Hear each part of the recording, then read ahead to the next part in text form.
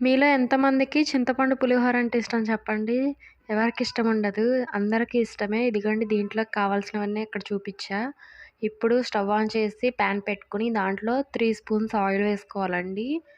అట్లాగే ఒక 2 స్పూన్స్ పల్లీలు, ఒక 4 లేదా 5 పచ్చిమిరపకాయలు, అట్లాగే ఒక 6 ఎండుమిరపకాయలు కూడా వేసి వేపుకోవాలండి. ఇప్పుడు దీంట్లో పోపు కూడా వేసుకోవాలండి. అది క్లిప్ మిస్ అయింది. అదే తాలింపు దినుసులును అవి కూడా వేసుకొని వేపుకోవాలి. ఇప్పుడు కొంచెం పక్కకు తీసి పెట్టుకోండి. నేనిక్కడ 1 కప్పుతో చిక్కటి గుజ్జండి అది చింతపండు గుజ్జు. నీళ్ళనేవి యాడ్ చేయబాకండి.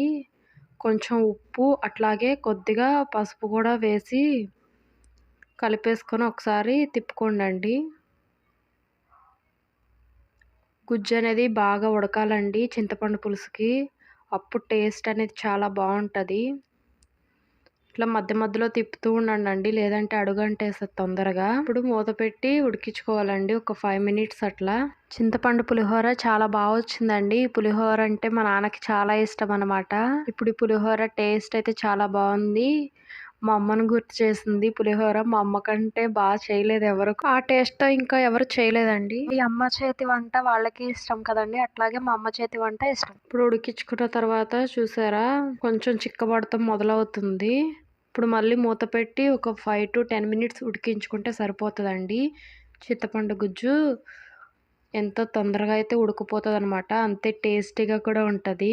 ఇన్‌స్టంట్‌గా ఇట్లా అయితే చేసేయొచ్చండి. అసలు చాలా బావుంటదనమాట చింతపండు పులుసు అనేది.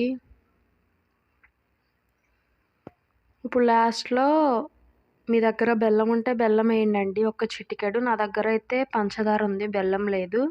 సో 2 స్పూన్స్ అయితే యాడ్ చేశాను. సాల్ట్ అనేది కొద్దిగా తక్కువైంది. అది కూడా యాడ్ చేసుకొని ఇంకా కట్టేసానండి. ఇప్పుడు చల్లారిన తర్వాత ఒక గ్లాస్ జాడీలోకైతే తీసుకోవాలండి. అప్పుడైతేనే ఫ్రెష్‌గా ఉంటది.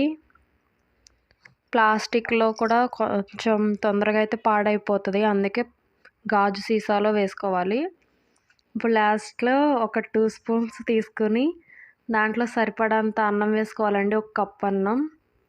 ఇప్పుడు ముందుగానే తీసి పెట్టుకున్నటువంటి పోపును కూడా వేసుకొని మొత్తం కలిపేయాలండి. ఇంతే ఎంతో taste and easy pulihora ready. ఈ రెసిపీ గనుక మీకు నచ్చినట్లయితే please like, share, subscribe for my channel.